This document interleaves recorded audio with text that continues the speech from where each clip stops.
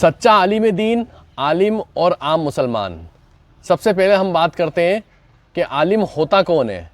जब आम मुसलमान में से कोई भी आदमी कुरान, तफसीर, फ़िक़ह या शरीयत की गहरी समझ रखता हो तो उसे हम आलिम कहते हैं। जाहिर सी बात है, ये समझ रखने के लिए उसने किसी भी मदरसे से या किसी भी मदारिस से जो है वो पढ़ाई करी होगी और समझ हासिल करी होगी। आलिम वो होता है जो आवाम को सही इस्लामी राह दिखाता है, उनको दीन की बातें सिखाता है। ये तो हो गई आलिम की बात। अब बात करते हैं सच्चे आलिम दीन की। मैं आपको कुछ खूबियां बताने वाला हूँ, ये खूबियां सब में नहीं होती है, इसी वजह से मैंने यहाँ पे बोला आलिम, सच्चा आलिम दीन और आम मुसलमान।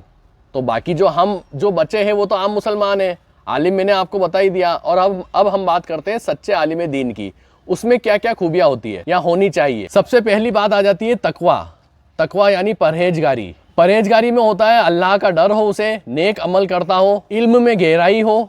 सेकंड नंबर, यानी वह इस्लामी मसाइल का गहरा ज्ञान रखने वाला हो। तीसरी चीज़ अखलाक, सहनशील हो, सबसे अच्छे से बात करे, उसका आचरण अच्छा हो। चौथी चीज आती है अहंकार से दूर रहे, यानी कि घमंड ना करे। अब यहाँ पे भी एक बात बताता चलूँ, सिर्फ ये खूबियाँ होना ही सच्चा आलिम दीन की निशानी नहीं है, क्योंकि ये तो सिर्फ इल्म वो रखता है, लेकिन जब तक उस पर अमल नहीं करता है तब तक उसका कोई भी मतलब नहीं है। क्योंकि बात सिर्फ इल्म की नहीं होती, अमल की भी होती है। सिर्फ इल्म रखने वाला सच्चा आलिम नहीं होता, इल्म के साथ जो उस पर अमल करे वही सच्चा आलिम दीन कहलाता है, और वही अल्लाह के नज़दीक भी सच्चा आलिम दीन होता है। अब यहाँ पर सच्चा आलिम दीन कौन होता है, यहाँ पर उसकी कुछ 2-3 खूबियाँ और बताता। खुद अमल करे और दूसरों को सिखाए।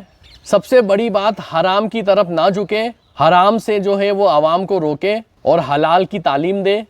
और सबसे बड़ी बात, अल्लाह की रजा चाहे, ना कि शोहरत या दौलत के पीछे भागे।